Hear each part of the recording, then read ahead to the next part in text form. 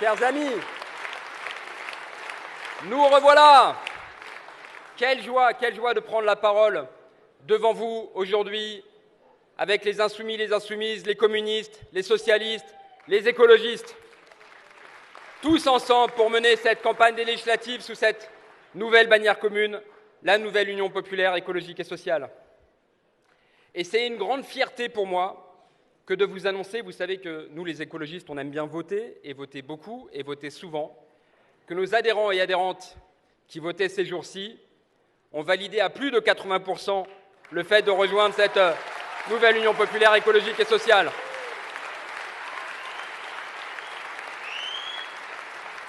Ça a été dit, cette nouvelle union suscite énormément de critiques. C'est que nos adversaires sentent que nous pouvons gagner, ils ont raison.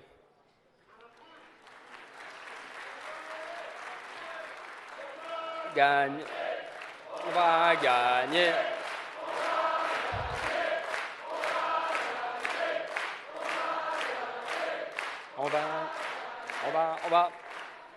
On nous avait dit irréconciliable.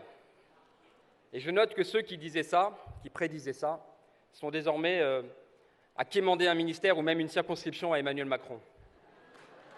Et nous, on est ici, rassemblés, en ordre de bataille, heureuses de nous retrouver pour porter ce projet résolument social et écologique. On nous avait dit aussi que l'Europe resterait un sujet de désaccord insurmontable.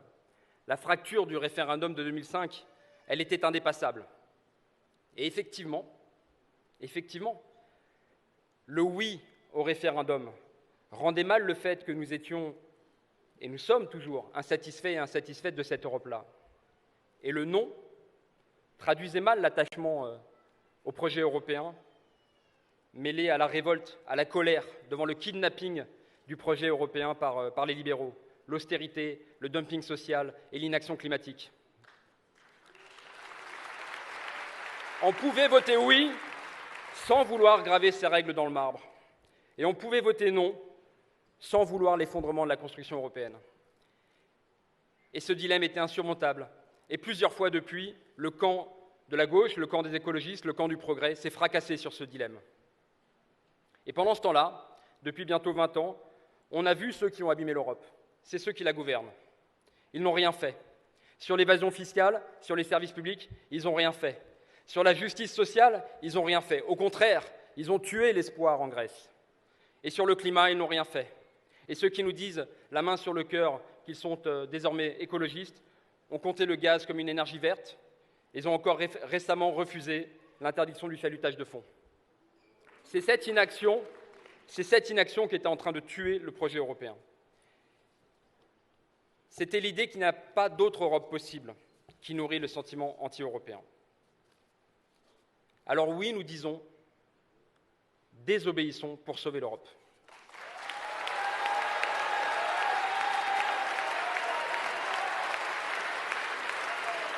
Désobéir, oui, mais non pas pour satisfaire les égoïsmes nationaux ou pas pour briser l'état de droit. Désobéir pour réorienter les politiques européennes vers le mieux-disant social et écologique. Et c'est le moment. Les consciences bougent. Après la pandémie, le statu quo, la casse des services publics, ça n'est plus une option. Les critères de Maastricht, c'est fini.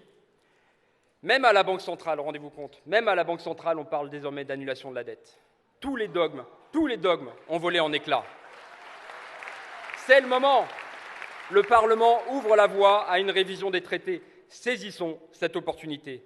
Demain, la France peut être à l'avant-garde d'une coalition pour de nouveaux traités, et en particulier, je salue Marie Toussaint, un nouveau traité environnemental pour que la préservation du vivant l'emporte sur la recherche du profit. C'est possible. Et la France aura des alliés pour le faire. Ça veut dire quoi? Ça veut dire qu'en juin, changer la France, c'est changer l'Europe. Et changer l'Europe, c'est changer le monde. Un autre monde est possible, c'est ce qui se joue en juin.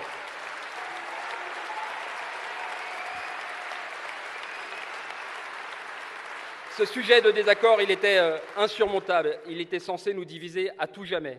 Et je veux vraiment saluer les personnes qui ont fait un pas pour nous rejoindre sur cette position exigeante à l'égard de l'Europe. Nous voulons une Europe qui sera demain un outil de paix et de prospérité au service des citoyens et des citoyennes et du climat.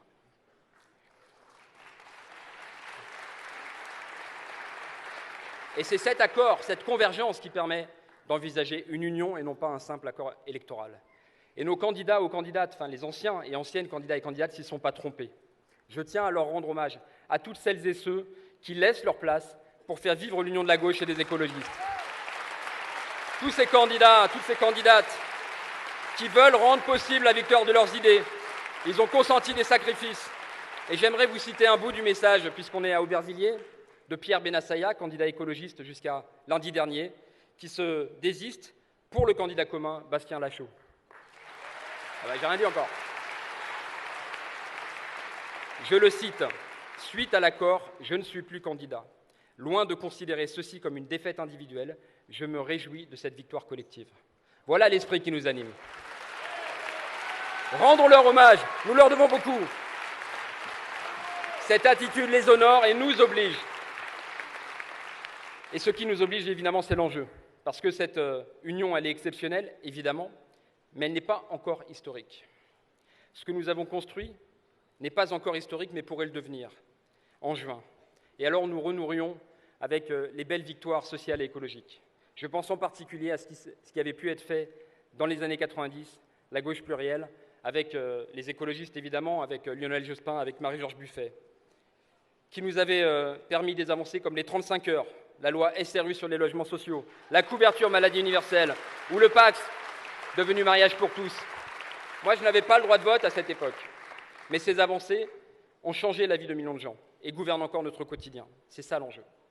Du point de vue du climat, c'était à l'époque le protocole de Kyoto. Et l'enjeu aujourd'hui, évidemment, c'est l'application des accords de Paris. Et c'est pour ça que nous voulons et que nous devons et que nous pouvons gagner en juin, pour mettre en place la réduction de 65% des émissions de gaz à effet de serre, l'impôt de solidarité sur la fortune climatique, pour que les riches payent plus et que les pollueurs riches payent encore plus, le 100% d'énergie renouvelable, la sortie des pesticides et la rénovation thermique des logements, évidemment pour le pouvoir de vivre, pour l'emploi, pour la santé, pour le climat et aussi pour l'indépendance énergétique.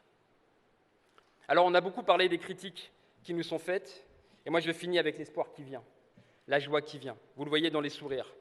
Le défi est immense et la joie qui nous porte est à la hauteur des espoirs qu'elle suscite.